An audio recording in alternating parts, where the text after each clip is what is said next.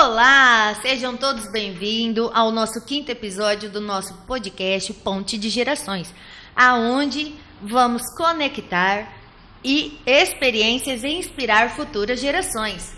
Hoje com nós vai estar aqui se apresentando a Fernanda Micheletti, a Julinha está aqui com nós também e já a Dona Mariana chega, ela atrasou no mercado, gente.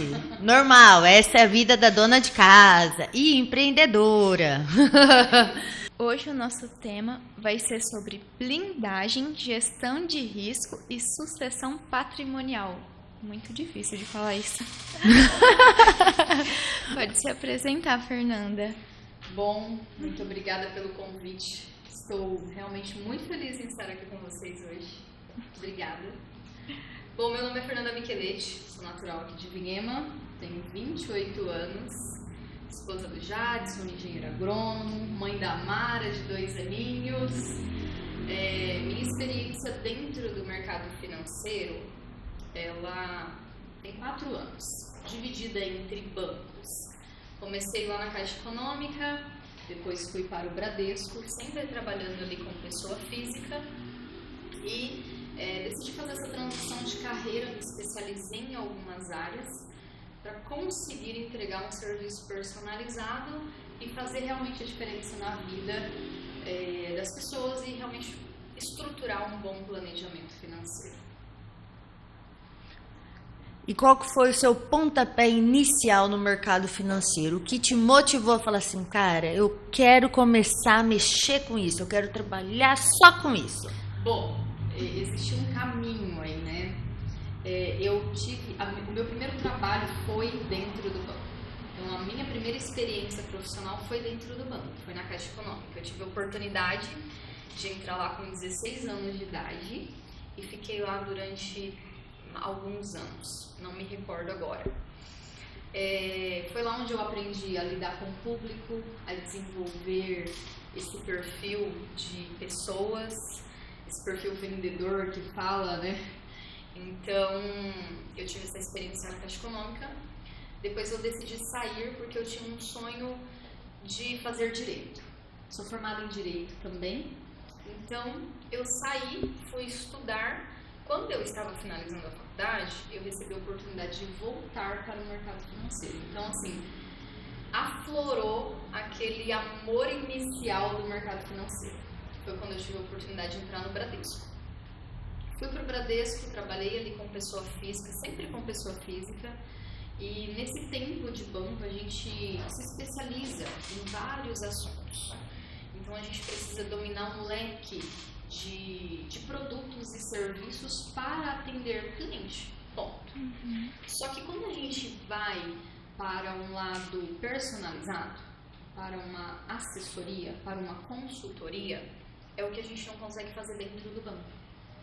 Então foi onde eu busquei formas de adequar a minha rotina e continuar trabalhando naquilo que eu gosto.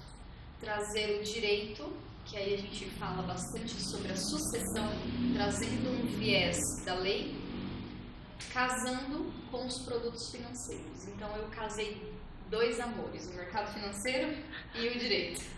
Que coisa boa, hein? Raro, hein? Nossa Senhora.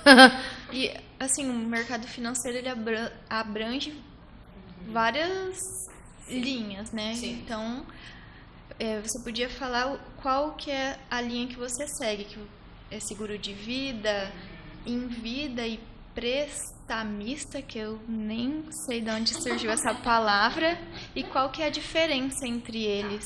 Perfeito. Bom, quando eu decidi fazer essa transição de carreira, eu recebi a oportunidade de representar uma grande marca hoje no mundo, no globo, aqui no Mato Grosso do Sul, que é um oceano azul que a gente está desbravando. Nos grandes centros já é uma marca muito conhecida e a gente precisa trazer esse conhecimento para o interior. Então eu recebi a oportunidade de representar esta marca, trazendo ali o planejamento financeiro através de dispositivos de proteção de renda. E aí quando a gente fala de diferenças de proteções de seguro, quando eu falo proteção e seguro é a mesma coisa, tá, gente? Então, existe o seguro de vida que é aquele que a gente conhece, o tradicional, o que tem em bancos, em corretoras tradicionais, que é aquele básico. Morreu, recebeu. Aquele respaldo que você deixa para a família. Perfeito. Existem os seguros em vida, que são aquelas situações justamente trabalhadas na gestão do risco do seu negócio, que é dependendo da situação que acontece, a gente precisa de um respaldo imediato, uma liquidez imediata para suprir aquela situação inicial.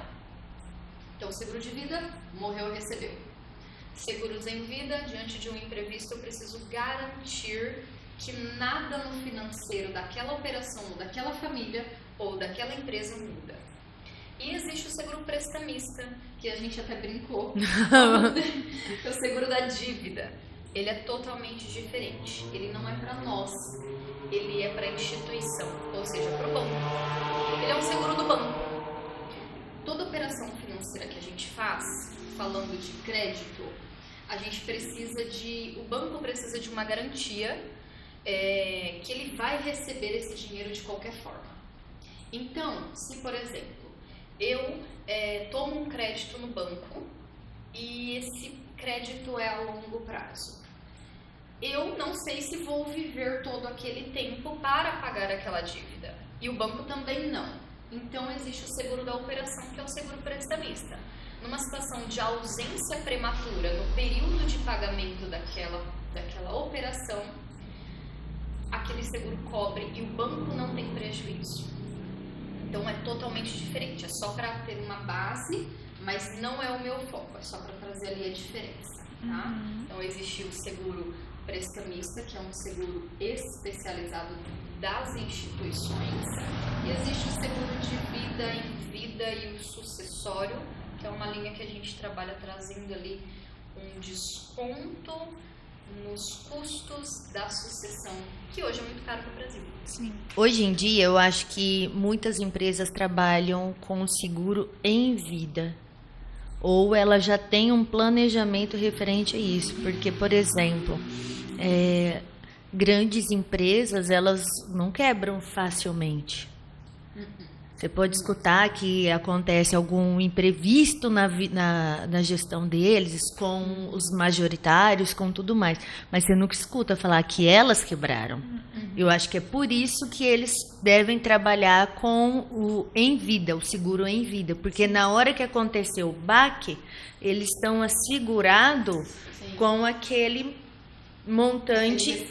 Isso, e a liquidez dele já vem direto. Exato. Exatamente isso, Lilian. Mas a gente não traz esse raciocínio só para empresas. A gente traz isso para a nossa vida pessoal. E como? E assim, e quando a gente fala de seguro, é uma questão cultural no Brasil. Tudo que a gente fala aqui, essa educação financeira que a gente traz numa consultoria personalizada, ele é um conhecimento de país de primeiro mundo. Por quê? Porque lá é base. Lá as crianças aprendem isso na escola. Nós temos uma cultura que nós não temos implantado a educação financeira de base. Então isso não é corriqueiro, não faz parte do nosso orçamento, não faz parte do planejamento. O que a gente é educado? A gente precisa trabalhar, ganhar, cuidar do dinheiro agora, mas investir para aposentar de forma sustentável, certo? Só que nessa construção de patrimônio, e quando a gente fala de planejamento financeiro, e isso a gente escuta muito, planejamento financeiro, você precisa ter um planejamento financeiro. Mas cadê a sustentabilidade desse planejamento financeiro? E é justamente essa sustentabilidade que a gente tem que trazer como cultura no Brasil. Hoje que está sendo mais falado sobre isso. Exato. Assim, a gente vê com mais facilidade, né? Porque antes só... Porque antigamente, eu falo assim, antigamente quando a gente falava em fazer um seguro, vamos colocar aí uns 20 anos atrás, aí o pessoal já falava assim, meu Deus, eu vou morrer. Exato, mas eu escuto isso muito. Você entende? Não vou fazer porque eu vou morrer, é um sinal, é um chama, não vou mexer com isso. Exato. É, porque eu falo assim, é uma coisa, hoje a gente entende isso como não, assim, uma proteção. E coisas de 20 anos atrás, a gente falava assim, Deus me defenda de um negócio desse. Isso daí, eu tô Tô chamando a morte, vamos brincar assim, gente. Mas Exato. E assim, existem limitadores no mercado financeiro que são aqueles limitadores de sucesso. Ou seja, trabalhado a longo prazo de forma disciplinada traz essa sustentabilidade e essa autonomia financeira. Por exemplo, livros de economia, grandes nomes do mercado também empoderaram, trazendo esse assunto à tona. Então, como lá fora é cultura, aqui a gente precisa trabalhar através de, assim, sabe, desbravando esse mercado e quebrando paradigmas. Por quê? É como você disse, eu não vou fazer um seguro porque eu vou morrer. Meu amigo, é a única certeza que a gente tem.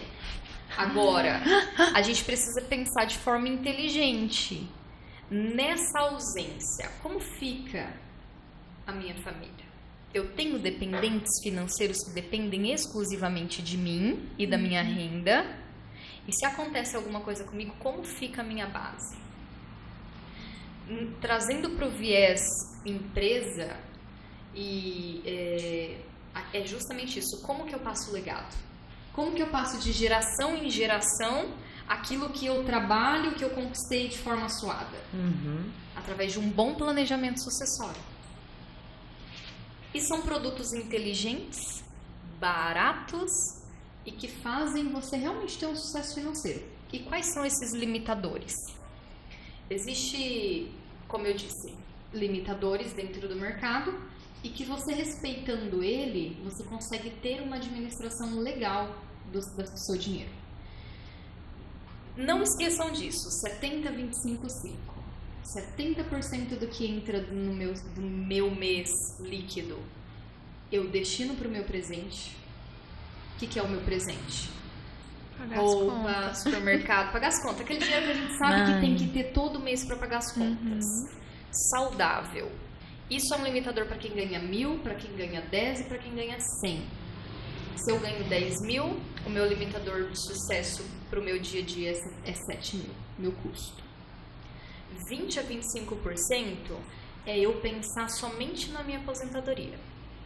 É a parcelinha que eu tiro todo mês só para eu me aposentar, para chegar aos 60, 65 sustentável. Ou seja, posso cruzar os braços e viver de renda, ou de aluguel, ou de gado. E aí entra o perfil que a pessoa gosta de investir. Ponto. De 5 a 10% é proteção. Nossa, só 5, Só 10%? 5%. Eu tenho clientes que investem 2% da renda dele para suportar, para proteger os 98% que ele está lá fora. Essa porcentagem de investimento, assim, vai depender da renda dele ou é sempre essa porcentagem? Vai depender da renda, por isso que é personalizado. A sua necessidade é uma, a minha é outra e a da Lilian é outra. E, por exemplo, assim, a gente tem um tempo ali para conseguir suprir a necessidade, né? Sim. Se enquadrar, você fala nos pilares. Quanto tempo antes a pessoa tem que estar se programando para chegar lá na frente ela ter o que ela se aposentar, precisa, você fala? Falando do pilar 25%, isso daí é muito pessoal, independente da renda, né? Da renda. Aí é uma conta mais pessoal, porque, por exemplo, você precisa se perguntar com quantos você quer aposentar, levando em consideração a inflação, porque vai perder valor ao longo do tempo. E aí, com 65 anos, eu quero ter esse patrimônio líquido. O que eu preciso investir agora para chegar lá ao longo prazo com esse dinheiro, com esse patrimônio? Eu tenho que investir muito, gente. Eu já tô atrasada. Eu já tô atrasada. Exato. E aí, quando a gente, voltando ali na proteção, ela é a base. Por quê? Porque enquanto eu estou trabalhando no presente e construindo o meu futuro, eu preciso colocar pilares nessa ponte. Quais são os pilares? A proteção dessa renda. Porque diante de um imprevisto, você vai precisar mexer na sua aposentadoria. E vai impactar diretamente no seu dia a dia. E aí a gente tem um problema. Por isso que tudo tem que ser planejado. Por isso que tudo tem que ser planejado. Meu Deus do céu. E é interessante porque quando, voltando um pouquinho atrás, né, referente ao prestamista, o seguro da dívida, né, o Sim. famoso seguro da dívida. Hoje em dia, vamos dizer, uns 80% das dívidas é com prestamista. Sim. E nós, quando perdemos o pai, graças a Deus, né, nós tínhamos o prestamista em cima de alguns financiamentos. E a gente nunca imagina o quanto isso é bom. Porque no momento da perca você entra em desespero, porque como você vai fazer para pagar uma coisa que você não estava, você sabe que ia chegar, só que você teve uma despesa muito grande, vamos colocar igual no nosso caso, nós tivemos uma despesa muito grande com o inventário, então você acaba ficando descapitalizado e você tem o financiamento chegando na sua mão para você pagar. Então eu falo assim, a gente às vezes não dá importância para isso. Aí você fala assim, nossa, mas fazer um seguro desse, um seguro da dívida, vai subir muito no meu financiamento. Não, gente, não sobe. Se você for, se você colocar no papel assim, lógico, a gente não faz pensando no que vai, assim, que vai acontecer o pior. Mas é igual a gente está falando, você tem que planejar, você tem que pensar, porque daqui 2 anos, por mais rápido que chegue, você não sabe o que vai acontecer nesse prazo, nesse período. O imprevisto, ele não escolhe Uhum. em que porta ele vai bater. Isso é. Mas ele vai chegar. Fala sobre invalidez também nesse caso, acho que é um gancho legal. Vou falar justamente, vou entrar aqui agora. Ó. Tá interessante que ele tá dando até ideia, ó. Exatamente. E aí, quando a gente fala do imprevisto, a gente não fala só da morte. E quando a gente fala do seguro em vida, a gente traz ali um cenário de invalidez, seja ela parcial ou total.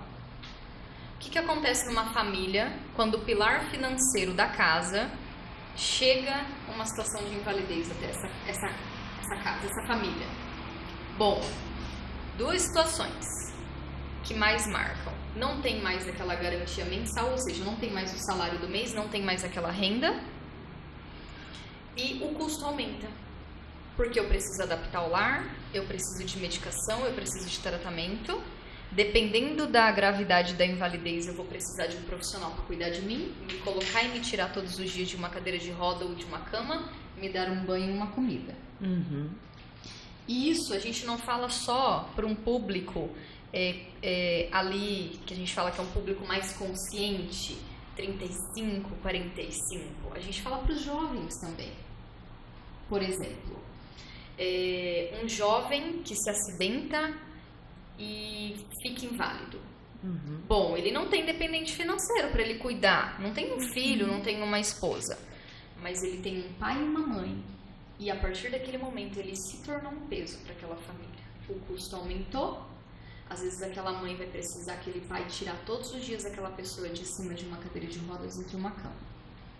Então, quando a gente fala de uma proteção de renda, a gente fala sobre a dignidade diante de um cenário. A gente traz dignidade financeira. O emocional, a gente já tem que lidar, mas ela não precisa ser financeira. É muito imaturo da cultura brasileira achar que ter uma proteção é custo, é investimento. Outra situação, em um diagnóstico de doença grave, a gente precisa de um dinheiro líquido e certo para o tratamento, para o especialista, para uma cirurgia. Hoje uma diária de um hospital particular, meu Deus, a gente nem coloca na conta. Os planos de saúde não cobrem mais doenças graves, de acordo com o rol da INSS, eles saíram. Então, para quem tem plano de saúde, é para o nosso básico do dia a dia. Chegou uma doença grave, se você não tiver um respaldo, se você não tiver um seguro, está na mão. E se a pessoa descobre que ela tem a doença, ela pode mesmo assim iniciar o seguro ou não? Não, porque o que compra seguro hoje não é dinheiro, não é só dinheiro.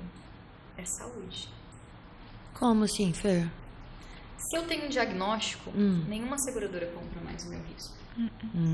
O banco mesmo Ninguém. é o principal, né? Que Vamos falar sobre as garantias e as diferenças sobre as seguradoras e de risco? Sim, é Esse é um assunto interessante. legal. Bora lá. Trazer conhecimento para vocês. Tá. Existe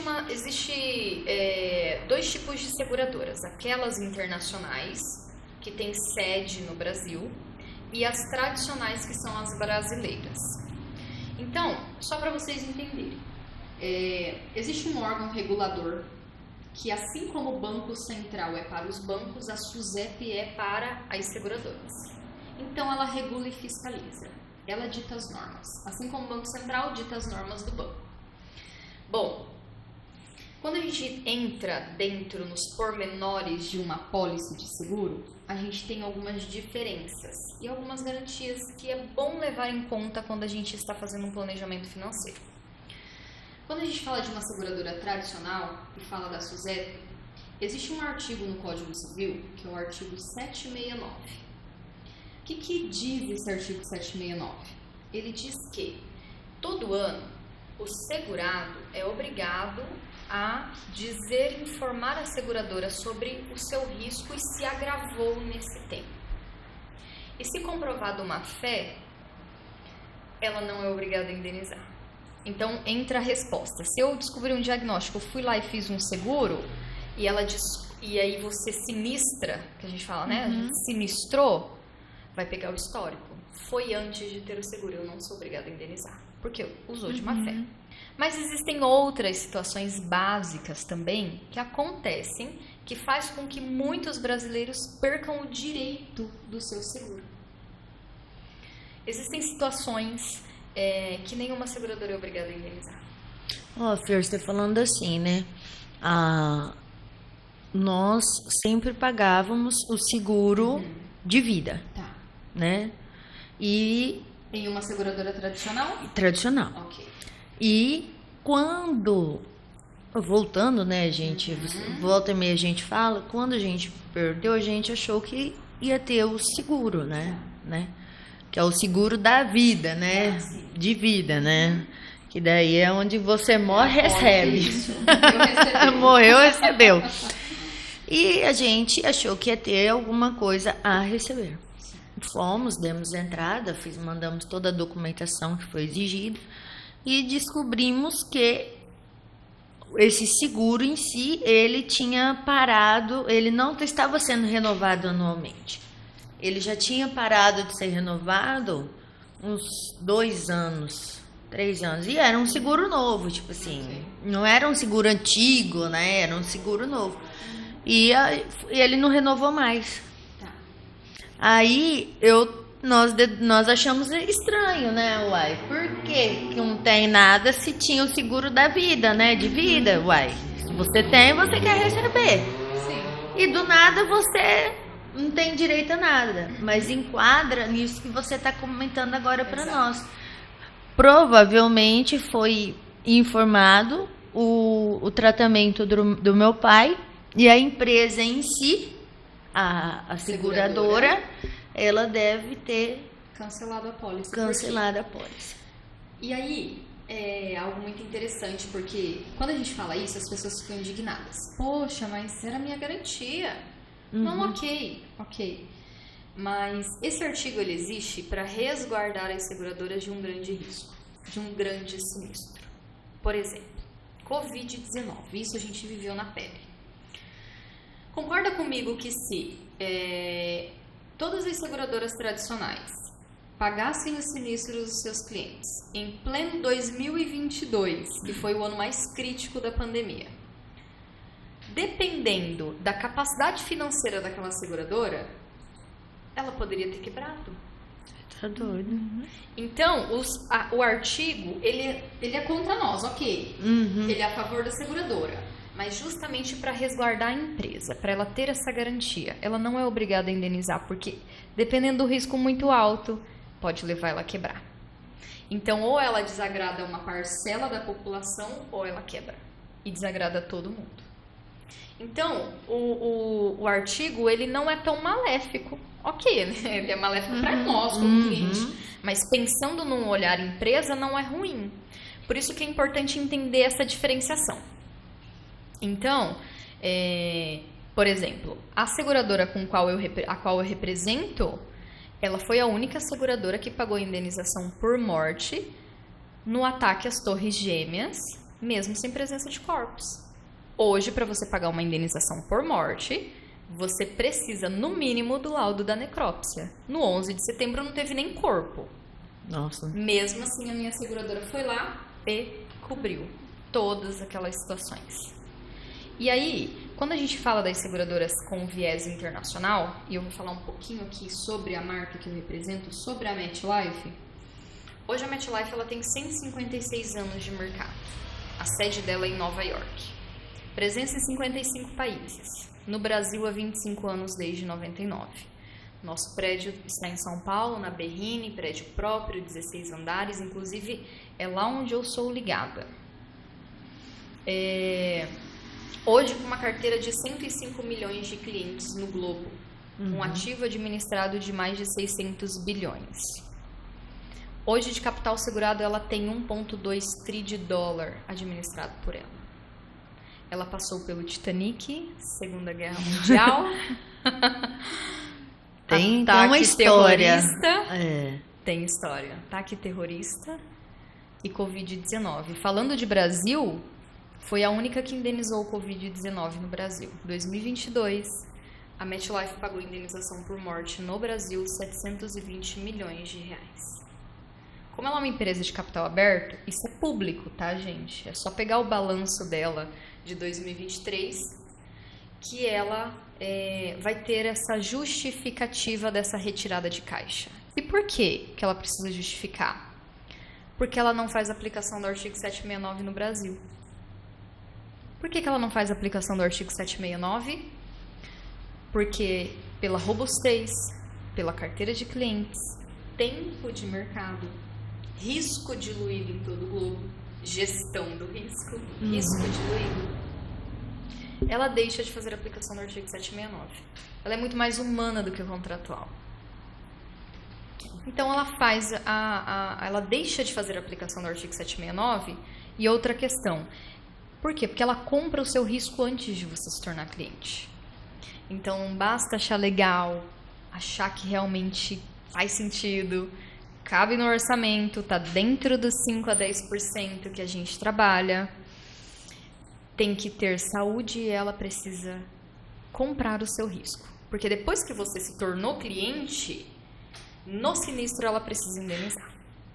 Entendi. Aí a briga é outra. Aí a briga é de grandes. Aí a briga é outra. Nossa senhora, é muita informação. É muita coisa, É muita informação. né? Mas é um negócio assim que você para pra pensar que todo mundo precisa, não tem? Sim. Se a gente vai fazer uma viagem, você é quase obrigado a ter um seguro de vida pra sair do Brasil. Exato. E outra, quando a gente viaja para fora, se acontece algum imprevisto fora do Brasil, a gente tem que ter consciência que a gente vai pagar em dólares, né? E olha, o dólar não tá legal. Não tá legal. Mas eu falo assim, as custas médicas fora daqui é muito alta. E, querendo ou não, a gente aqui tem o SUS. Sim. Lá fora nós não temos nada. Nada que vai te garantir um atendimento básico, tudo lá é pago. Sim. E quando essa fatura chega, graças a Deus nunca aconteceu com nós, né? Mas assim, relatos de pessoas que já aconteceu, que já precisam. Menina, é um rim.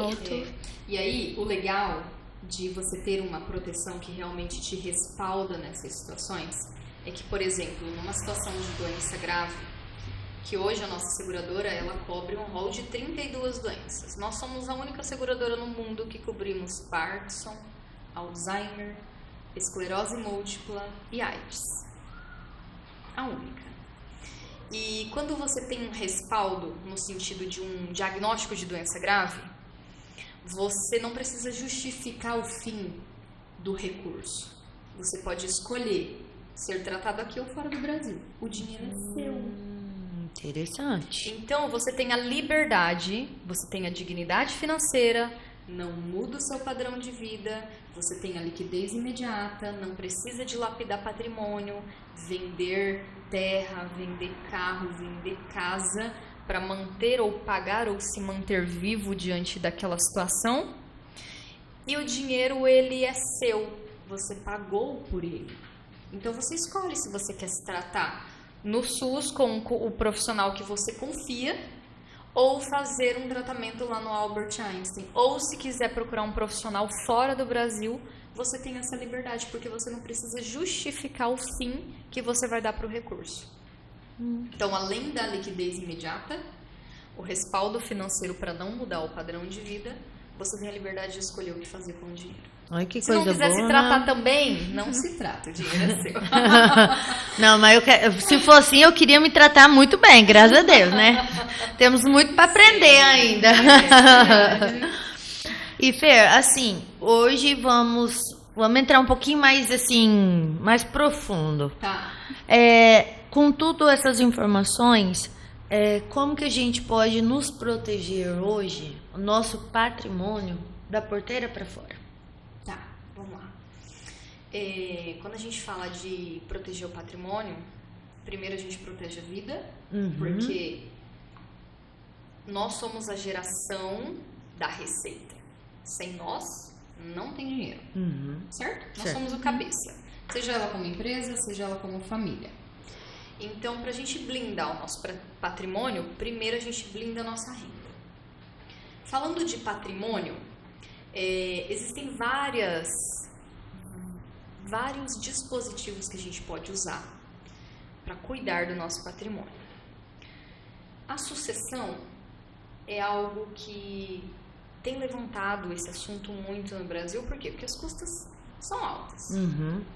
Então, para que passe de geração em geração, para que essa sucessão seja tranquila para a família, é necessário fazer um planejamento sucessório através de um dispositivo específico. É diferente do seguro de vida no mesmo raciocínio. Então, falando de proteção, existe um dispositivo no mercado que é a holding. Né? A holding, ela tem várias ramificações. Eu não trabalho com holding, mas só para adentrar aqui e trazer um pouco mais amplo. Holding não funciona para planejamento sucessório. Ponto. Não se faz holding para planejamento sucessório. Holding, ela vem o significado da palavra é proteção, guardar, proteger, enfim.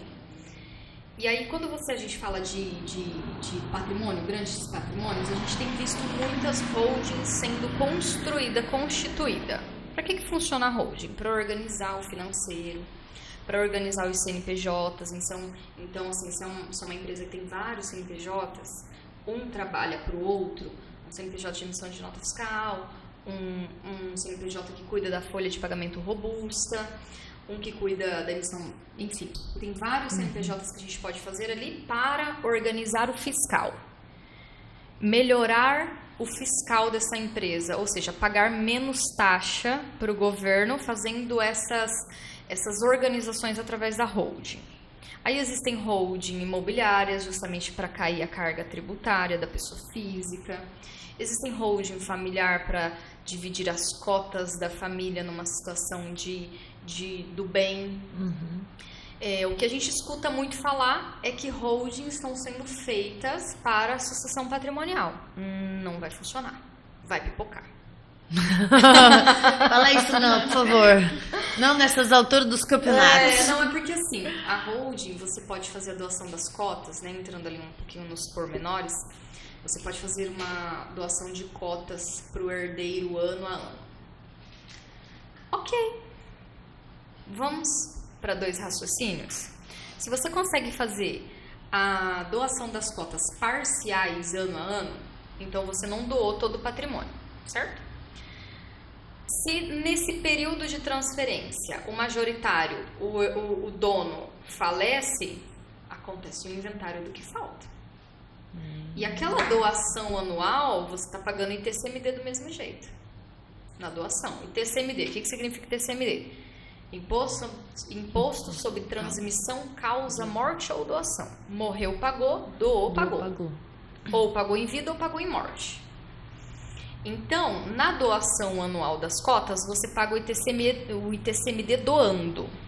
Ok. Mas se acontece a ausência e ainda não doou todas as cotas, não é inteligente fazer esse processo, porque vai cair no inventário do mesmo jeito e vai precisar pagar o imposto cheio do mesmo jeito. O que você achou que você poderia ir parcelando aos pouquinhos, Exato. ele acaba prejudicando seu fluxo de caixa muito grande. E aí, se você faz a doação total do seu patrimônio através da holding para o filho, no mundo que nós vivemos, nós não sabemos quem vai primeiro. Se acontece a ausência do filho antes do dono do patrimônio, daquele de quem doou, se não tem um neto para passar, e da mesma forma vai acontecer o inventário ali, esse patrimônio volta para quem? Volta para quem doou? Para o dono. Pro dono. Ou seja, eu tenho uma holding, bitributação. E aí, quando a ausência vier daquele dono do patrimônio, vai precisar passar para o outro filho ou para Pro outro neto. Exato. E aí você vai pagar paga de novo. 3 vezes o ITCMD. Então, não é inteligente, tá? Nossa, e a gente achando que é super inteligente. Qual é uma forma inteligente? Não é porque eu tenho produto, porque isso é muito particular. Como que você faz um planejamento sucessório de um grande patrimônio? De um patrimônio, enfim, irrelevante o valor. Hoje, o imposto no Brasil chega ali a 20%, 30% do valor do patrimônio. Então, fazendo uma conta simples, uma família que tem um patrimônio de 1 milhão, 200 mil é o que a família precisa ter líquido para fazer esse inventário. Certo? Esse inventário, ele tem um prazo, pelo menos o ITCMD ele tem um prazo a ser pago, 60 dias, senão você incorre multa do Estado. Então, a família ela precisa ter uma liquidez imediata para iniciar esse processo. Se você faz isso, se você tem uma organização financeira, e mesmo quando acontece a ausência, esse dinheiro tem que sair de algum lugar. Ou vai sair do caixa da empresa, que era um reinvestimento, ou vai precisar vender bens, e como o prazo é curto, vai precisar vender mais barato, então você vai precisar dilapidar o patrimônio, para pagar o inventário, para a família receber aqueles bens que você construiu a vida toda. Como que você faz uma organização financeira e um planejamento sucessório através de um seguro de vida? Você compra esse dinheiro mais barato. Se o seu inventário hoje custa 200 mil, com o seguro você vai pagar no máximo 100, 150. Então você tem um desconto tributário. Porque você compra um dinheiro barato, você faz essa organização financeira ao médio e longo prazo, um investimento como se fosse uma renda fixa. Enquanto você está investindo na seguradora, ela te dá o valor do seu inventário garantido para sua família. No final do aporte, por exemplo, eu quero fazer a sucessão da minha empresa, da minha fazenda, do meu sítio, do meu gado, da minha família, dos meus bens, enfim. E eu quero resolver isso em 5 anos. Ok. Vamos entender quanto custa o seu inventário hoje, atualizado com a inflação e IPCA, e a gente faz esse cálculo. Então, você faz essa organização e faz o aporte em 5 anos na seguradora. No D0, ela te dá o capital segurado. Então, se acontecer alguma coisa no primeiro ano, então, se o seu inventário custa 100 mil, colocando em 5 anos, vão dar 20 mil de aporte no ano, por exemplo, tá? Não é isso, mas é só para ter uma base. Sim. Então, no primeiro ano, você fez um aporte de 20 mil. No primeiro dia você fez um aporte de 20 mil. No primeiro dia você já tem 200 mil que custa o seu inventário. Então, se acontece a ausência daquele pilar, daquele majoritário, no primeiro ano, quanto que custou o inventário para aquela família? 20 mil. 20 mil. Porque ele já tinha feito o seguro. Exato. Porque se no final dos 5 anos, no final do aporte, a família decidir que não quer mais dar continuidade nesse planejamento, a seguradora devolve o dinheiro. É seu. Uhum. Você só está transferindo para nós o risco e eu estou te dando de volta O que é seu? o risco do seu inventário para sua família. Interessante, né? Porque eu falo assim, quando você é pego, vamos colocar assim nos termos de calça justa, você tem que fazer toda essa documentação num estralo. Exato. E você se descapitalizar é muito difícil. E tipo assim, você vai pagar, igual você estava colocando, um patrimônio de 1 milhão, você vai pagar 200 mil. E esses 200 mil, se você for vendê-lo, que é dilapidar, que é o que acontece, você vai, no fim você vai ter 800. Mas você pagou em cima de 1 milhão. Exato. Você tá perdendo. Você se lasca. Olha só que coisa, né? E fazer um planejamento igual a gente está falando, sugerindo, né? É muito mais prático. É inteligente. É inteligente. Porque você só tirou um dinheiro que talvez estava numa aplicação parada, transferiu o risco para a seguradora, em troca ela te dá a garantia de que sua família não vai ter nenhum tipo de dificuldade financeira diante desse imprevisto. E se lá na frente a família já tiver condição, os filhos já tiverem condição de fazer essa sucessão, sem que precise dilapidar patrimônio, sem que aperte, sem que, enfim, a gente devolve, corrigido, vai desfrutar a vida. Ah, é? Então, assim, eu tenho clientes que usam realmente para sucessão, porque é uma preocupação, um patrimônio mais elevado. Eu tenho clientes que usam para ter uma disciplina financeira e garantir a faculdade do filho. Interessante. Eu tenho clientes que usam para aposentar. Ok, estou com essa idade, se eu não tenho disciplina para todo mês tirar o meu dinheiro nos meus 20, 25%, então eu vou fazer um seguro. Ao mesmo tempo, a minha família está respaldada, caso aconteça um imprevisto, ninguém passa por dificuldade financeira, mas lá com 60, 65 anos, que é a média do povo brasileiro a se aposentar, eu posso resgatar e eu já tenho um montante acumulado para viver. E vai viver tranquilo, né? É uma estratégia inteligente. Assim, o que eu entendi, cabe dentro do orçamento de todo mundo. De todo mundo. Basta você se planejar. Exato. Como o nosso tempo tá já ali batendo Já? na trave... Já? Meu Deus. Gente, mas o negócio tá ficando bom agora. Agora que a gente trouxe. Agora que a coisa vai desandar, vai deslanchar. Você tá vendo? Foi como que é? Eu falei pra você que assim, quando você vê, já foi. Isso que nós não falou nem metade. Não. E a Mariana nem chegou. Coitada. A Deve Mariana tá mandando deu golpe pra nós. Chegamos agora do mercado. Coitada, não vem não, gente. Mas ela é dona de casa, é normal. Então vamos lá, continuando. Bom, o custo do inventário hoje no Brasil, por mais que seja caro, nós ainda somos paraíso fiscal para inventário. Países afora, o inventário é muito mais caro do que no Brasil. A gente falou de um custo de 20% e o que está dentro dos 20%? Existem 3 custos que precisa ser gerido ali diante do inventário. O ITCMD, que é o imposto do governo. O advogado, o ITCMD hoje é 6%, a partir de janeiro com a nova reforma 8% no estado do Mato Grosso do Sul. Então, a gente já está trabalhando nos planejamentos com 8%. 10% de honorários do advogado que vai trabalhar no inventário. E aí, esse é o único custo que dá para negociar nesse cenário. A tabela da OAB ela vai de 6% a 30%. Me perdoem, advogado, se eu estiver errado, mas eu acho que é 6% a 30%. Então, depende muito do profissional. Então, pode ser que do profissional e da complexidade daquele inventário. Então, a gente trabalha ali com uma média, 10%.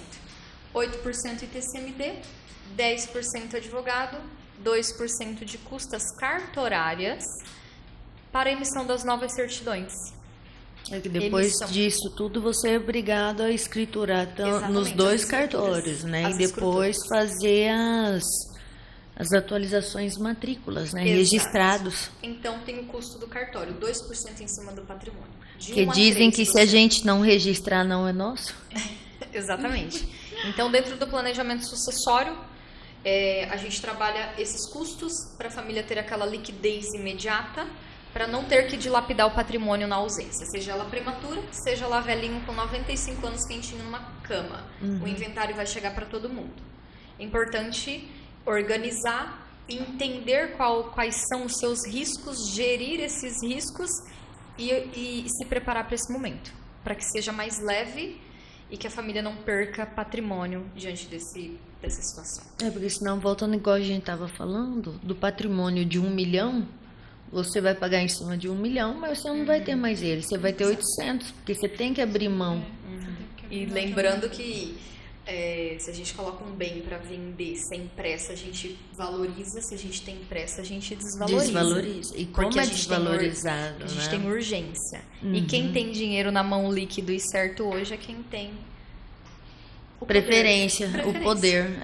Mas é Preferência. verdade. Então, se eu tenho um terreno que custa 200, mas eu preciso de pagar um inventário que custa 100, o primeiro que aparecer com 100 mil, eu entrego o meu bem que vale 200. Então, você dilapida muito mais. Bem mais, Bem né? Olha mais. só como que a gente acaba perdendo, né? Exato.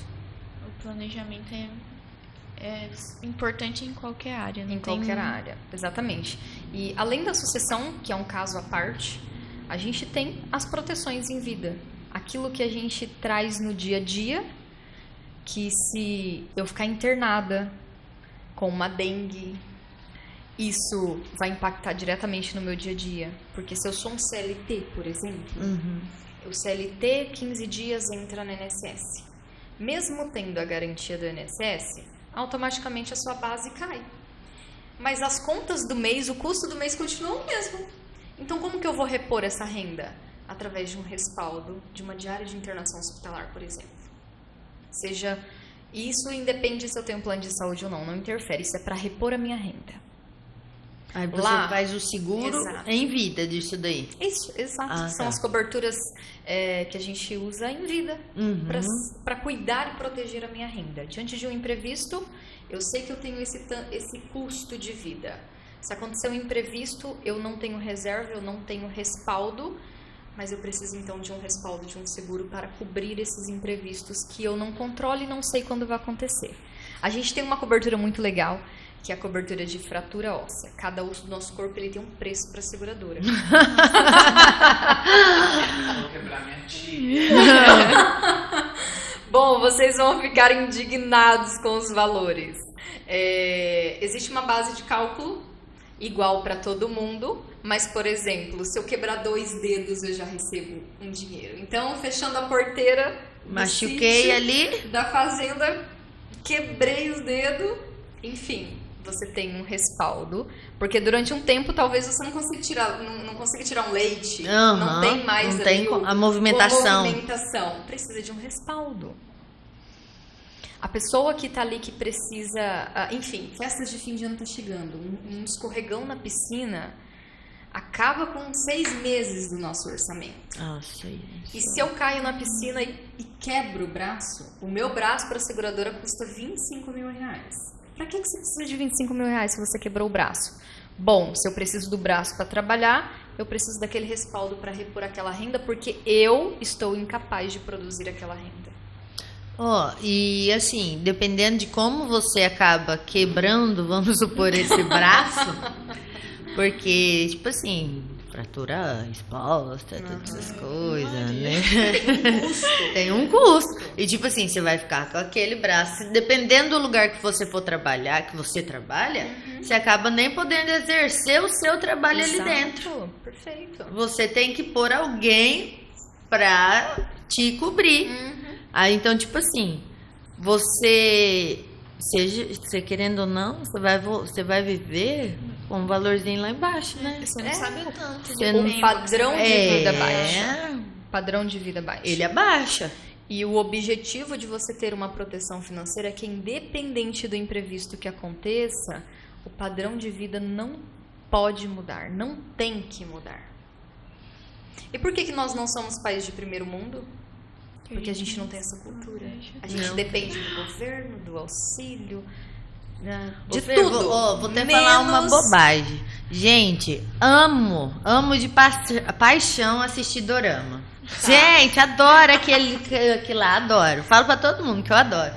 E realmente é cultural essa parte quando você fala assim de seguro, de patrimônio, porque todos os coisinhos que a gente assiste, eles falam assim, sobrou um dinheirinho, investe. Sobrou um dinheirinho, fazer isso. Cara, eles estão no mercado financeiro, tipo assim... Respaldado. Vixe, 5 minutos. Vamos... Bom, Fer. trazendo isso, deixa eu só contar Vamos lá. da galinha. Vai, conta da galinha. Galinha é interessante.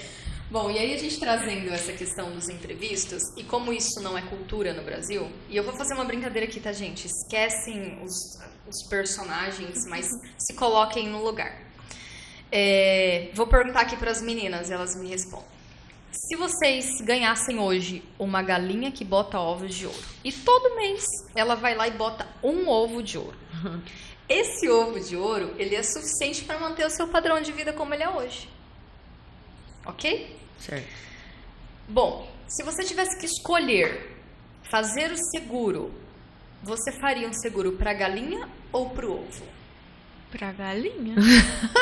Eu acho que depois de tanta informação, nós vamos segurar a coitada da galinha. Ela quer o meu ganhar. Ela que vai gerar mais. Agora, se isso é ou não... Exato, esse é o raciocínio. Mas, como não é cultura no Brasil, nós somos educados a fazer o seguro do ovo. A gente é educado a fazer o seguro do nosso carro, a gente não sai da concessionária sem o seguro feito, a gente faz o seguro da nossa casa, da nossa lavoura, do nosso gado, da conta do banco, mas eu, que sou o que produz, que bota esse ovo todo mês, não estou segurado. Isso é verdade. E se a galinha morre, todo o resto não existe. Eu acho que isso daí, essa história da galinha... resumiu tudo o que é... Exatamente. Você viu que interessante? Exatamente. Que bacana, né? Porque eu falo assim, é uma coisa tão simples, é uma visão tão simples. E a gente não se vê desse jeito, né? A gente só se vê ralando, trabalhando, correndo atrás, pagando conta. E tipo assim, no momento... Não vai se machucar, não vai ficar doente. Não vai acontecer nada, nós somos imortal. Ai... Fer, foi um prazer te receber aqui. Espero que tenha gostado de participar com nós. Muito. Ficamos muito honradas, eu e a Júlia. Infelizmente a Mari não conseguiu participar devido à dona de casa, gente. É isso, vida é isso. A vida é real. O imprevisto acontece. Olha o imprevisto aí, ó. Daqui a pouco ela tá vendendo seguro pra nós, gente. Brigadão, Fer. E o que você gostaria de deixar agora para nós finalizarmos um conselho? Além da galinha dos ovos de ouro. Já é um conselho. Já é um conselho. Bom, eu estou honrada em participar dessa gravação com vocês, desse projeto. E, de fato, estou muito feliz de estar aqui com vocês. Obrigada. Bom, o conselho que eu tenho para vocês hoje não é nem meu. Ela é uma frase da seguradora, da MetLife. Se é importante para você, vamos proteger juntos. Nossa, bem interessante. Proteger aquilo que é mais importante para você, a sua família e aquilo tudo que você construiu e vem construindo. Então, se é importante para vocês, vamos proteger juntos. Parabéns. Obrigada, Fer. Top, muito obrigada. Tchau. Tchau, pessoal. Até mais.